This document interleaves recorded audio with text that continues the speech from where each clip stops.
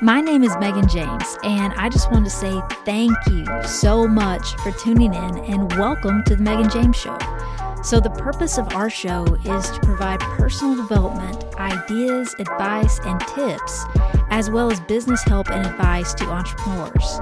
We are so passionate about helping our local businesses, so most of our interviews are actually with local successful business owners. And when I say local, they're local to the Kernersville, Triad, North Carolina area. So we want to boost the local economy as well as provide real actionable advice for you guys, our listeners, the future and current business owners listening to this show. So without further ado, here's our show. Good morning, good afternoon, good evening, wherever you guys are listening to this. I hope you are having a great day in light of everything going on. As you can see, we're going to discuss a little bit about the coronavirus today and its impact on you, how you can mitigate that impact and continue on with your personal development, professional development, and just make it through. We're going to come up with some stuff for you guys here today that I think will really help and bring things into perspective. We're not at all downplaying what's going on. I don't have coronavirus right now, knock on wood. I can't tell you what it would be like. I can't tell you how severe it is, but I can tell you that Italy has shut down because of it. Las Vegas has shut down because of it. It's probably we're never gonna see this again in our lifetimes, if I had to guess. It's maybe, hopefully we won't see anything this bad ever again. But in light of that, we still have to make it through. We still have to pay our bills and do things like that. And I know a lot of the major concerns for people right now are, will my job be secure? Will I be able to financially afford bills? Boredom.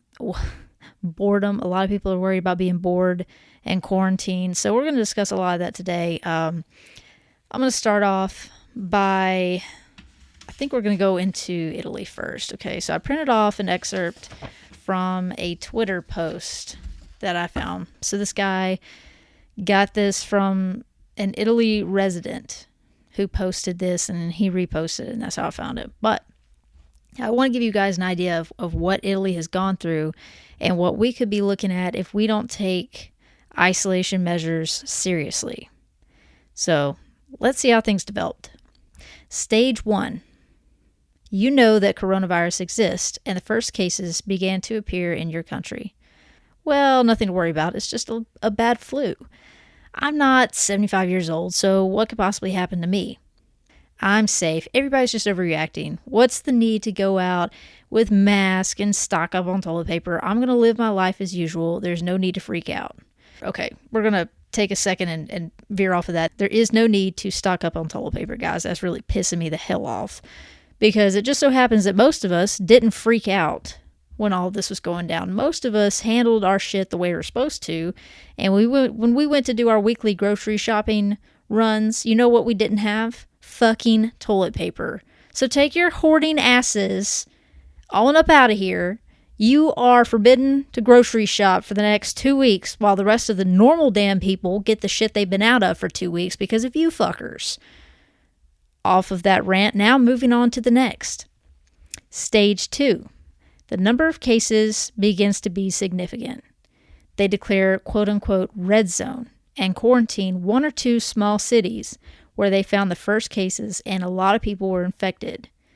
This was current as of February 22nd. Well, that's sad and somewhat worrisome, but they're taking care of it, so nothing to panic about, right? There are some deaths, but they're all old people, so the media is just creating panic for views. How shameful. People lead their lives as usual. I'm not going to stop going out and meeting my friends, am I? It's not going to get me. Everybody's fine here. Stage 3. The number of cases is rapidly going up. They almost doubled in 1 day. There's more deaths. They declare red zones and quarantine the 4 regions where the majority of cases are registered. This is March 7th. In Italy, 25% of the country is under quarantine. Stage 3. Schools and universities are closed in these areas, but bars, workplaces, restaurants, and so on are still open. The decree gets released by some newspaper before it should. So around 10,000 people from the red zone escape from the area that same night to return to their homes in the rest of Italy. This is going to be important later on. Most of the population of the remaining 75% of Italy still does what it always does. They still don't realize the seriousness of the situation. Everywhere you turn, people advise you to wash your hands and limit going out. Large groups are forbidden. Every 5 minutes on TV, they remind you of the rules, but it still hasn't settled in people's minds. This is still stage 3. Moving on to stage 4. The number of cases is heavily increasing. Schools and universities are closed everywhere for at least a month. It's a national health emergency. Hospitals are at capacity. Entire units are cleared to make space for coronavirus patients. There aren't enough doctors and nurses. They're calling retired ones and those in their last 2 years of university. There's no shifts anymore. Just work as much as you can. Of course, doctors and nurses are getting infected and spreading it to their families.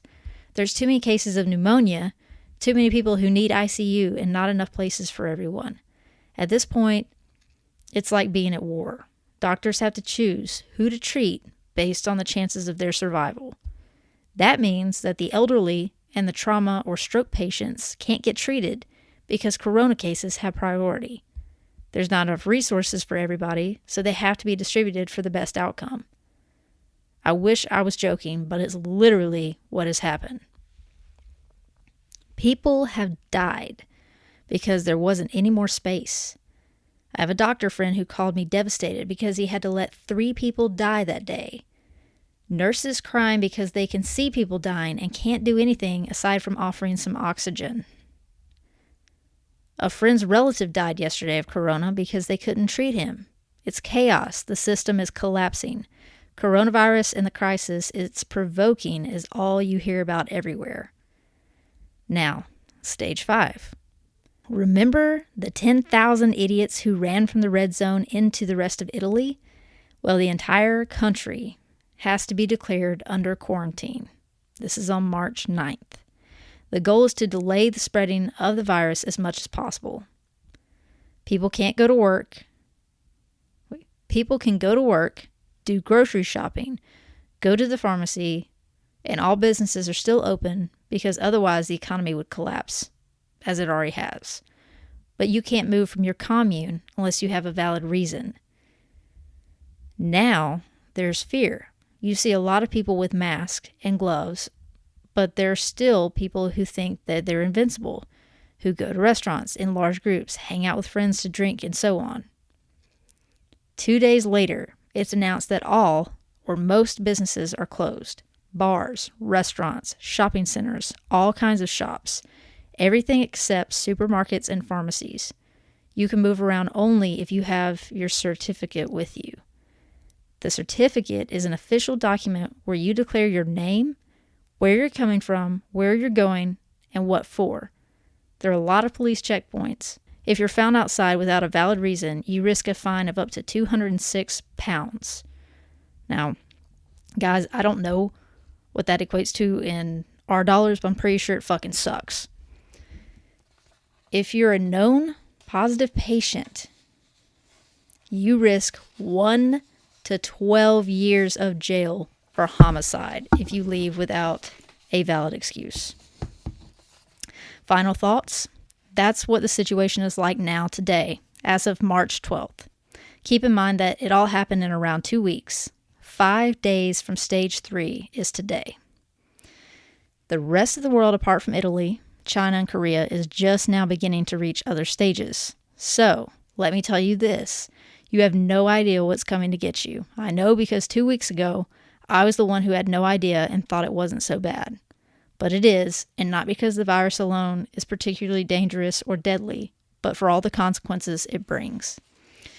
Now, guys, I didn't want to go over this to scare the bejesus out of you, but I did want to talk some sense into you because I know a lot of you are probably not going to listen to the CDC's warnings and your governor's warnings and whoever else is telling you to wash your fucking hands and stay inside. I get it. You don't think it's serious right now, but it is. So let's talk about some of the things we can't control. We can't control the 10,000 idiots that may run out of quarantine into the rest of the country, right? But we can control what we're doing. So let's start with one concern, financial concerns. So we know stocks have collapsed. The economy is in the process of collapsing because stores have closed. People aren't going to work. People are having to stay home. Things aren't running as they should. We get it. So let's talk about what some things we can do on our own, okay? Financially, you can still invest. Even if the stocks are crashed, there are still a bunch of stocks that are actually rising substantially. In fact, I invested more into one today that's up 20%. That's a hefty, hefty number. I use the Stash app. I'll put that link in the episode notes because if you use that link, you actually get $20 to start investing with. It's a great app. The fees are not like they are when you invest through actual investors. So you, I can't remember. I think it's like you get charged based on like how much you get back or something like that. It's not very much. It's very minimal. I enjoy the app. It allows me to actually pick which companies I want to invest in, and I can invest as low as $5 or as much as I want. So it's been great for me. I recommend investing in companies inside industries that are struggling to keep up with the sheer amount of requests and sales they're currently receiving. Grocery stores are a great example. Manufacturers that move to those grocery stores, manufacturers of cleaning products, anything like that. Start investing with those things. Start small. Even if you're starting with $10, it's something that you'll have later. And Stash allows you to sell, trade, pull your money, halt investments. So there's no real risk there. My next piece of advice is start your emergency fund. Even if you're worried about getting to your next paycheck and things like that, even if you're only able to save $5 at a time, until you reach your $1,000, just keep saving. Do as much as you possibly can afford. If possible, save $20 a day so you can reach that goal quickly. And you can actually save 40% of that and invest. Actually, I would say save 40%, put it into a savings account, and take the other 60% and invest with it. Another thing to do, cancel those unnecessary subscriptions. Apps that you don't need. Delivery services that you don't need. Not every subscription is a necessity, and most of them allow you the option to either delay the delivery or just cancel altogether without having to pay a fee. Just remember, you can always get a second job. I have about 5 or 6 right now, not because I'm trying to make a whole bunch of money. I'm trying to make ends meet because I want to put enough money back into my business, my multiple businesses, to where I'm set in the long run. So even though I'm having to hustle harder now, it's going to be best later. So I'm doing the work now so I don't have to work as hard later. But you guys can always get a second job. And don't forget, there's a relief bill in the works, supposedly. I wouldn't rely on it. I don't know what's going to happen with it. Some people have said that each person in your household that's an adult will get $1,000 each. Other people have said Bernie or Biden, somebody from the other party is saying that each person could get $2,000. So I say take it with a grain of salt. I don't know how much faith you want to put into it right now, but don't rely on it. Just rely on the things that you can control. Now, as far as jobs, I know when I said you can get a second job, there's one of you out there that's like, dick, I can't get a second job. No one's hiring. The economy's collapsing. Hey, I may even get laid off. Or, hey, I'm laid off. I get it. If you're worried about getting laid off or you're already laid off, there's still actually a ton of places that are hiring and hiring in bulk. Grocery stores are one of the main ones. One of my side jobs is working for a grocery store, and I can tell you it was horrible last night. It took 5 hours to make it through 6 aisles because people were destroying them. They were putting cat litter on the bread aisle and just shit was just jacked up. So if you're out there, please do your retail workers a favor and put shit away. If you get to the toilet paper aisle and you find a piece of toilet paper, but you don't have enough money because you're buying tacos, don't put the fucking tacos in the middle of the aisle or on a shelf so you can get toilet paper. Just grab the damn toilet paper, go back to the taco aisle, and put your tacos up. It's not that hard, and you could use the steps, let's face it. Not trying to be a dick, but we all need to try a little harder to be a little bit nicer and more human during these times. So grocery stores are a great way to get some extra income. Bargain and discount stores, Sam's and Costco. I believe they said Costco's hiring like thousands, 20,000 jobs or something. And remember, a lot of those stocking jobs pay $15 an hour. Accounting firms and bookkeeping jobs are actually open. They'll remain open because people always need those things. Healthcare. They are hiring in force, just like they said. Italy is taking people 2 years from their graduation date and people who are retired to pull them back into healthcare to help out. If you don't want to go, work as a nurse or something like that, there's still dentist offices that are hiring, hospitals, physical therapists, insurance, medical insurance. They still need people. Financial advisors. That's another group that is still hiring. Auto repair shops. Veterinarians, or, administrative assistants in veterinarian clinics, home maintenance stores. So they're hiring for those, but not builders or construction. More like contractors to make all-around repairs to your houses. Home staging experts. Now, I don't know how many of you know of these, but most people do. They're people that come in and stage your house for its photo shoot so you can sell your house. Those are still being hired. Rental property management companies are still hiring. Tutors, online tutors, especially VIP, are hiring a lot of people right now because all these kids are out of school. Their parents don't know how to do Common Core math, and it's just a complete clusterfuck. So if you can teach, or if you speak English, maybe if you speak a little Spanish too, but not necessarily, just as long as you know basic math or basic English, one of these sites will hire you to help teach the youth. Content developers. There are plenty of virtual companies out there hiring people to develop content, whether it's this, podcasting, writing for articles, filmography, things like that. People are always hiring for content developers.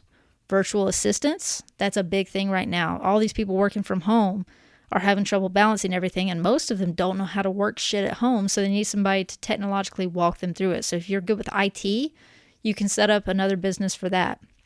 IT, just helping people locally, maybe over the phone, walking them through the steps, customer service kind of stuff. So virtual assistants, virtual boot camps. People can't get to their gyms are closed, whatever.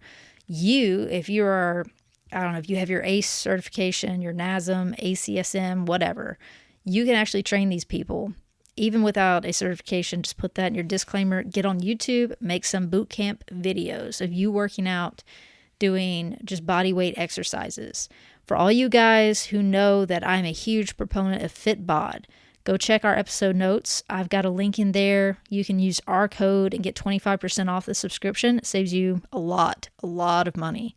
It's a great deal, but they're having a deal right now as well, that since everybody's unable to get to the gym, they're offering free logs for any of the bodyweight exercises that they offer, and they have a ton of them. So when you download FitBod, the app, you can go to bodyweight exercises, and it'll pull up all the exercises that are only bodyweight. It'll base it off of your target muscle, your target weight, whatever your goals are. It'll build a workout around that from scratch, or you can build your own. It doesn't matter. But it'll just use those exercises. So you can do that for free. Try it out. See how you like the app. Then when everything goes back to normal, try downloading the full version. If you do, make sure you use our code Megan25 to save 25%. Another thing you can do, if you don't like working for someone else, if you're just burned out altogether, start your own business. And we'll go into a little bit more detail about that. But starting your own business could be anything from selling online to refinishing furniture, the VIP tutoring, things like that. You can start your own business from your house, totally capable, especially if you're already working from home. So the people who are also worried about being bored during this time, you can actually start a hobby. Newsflash.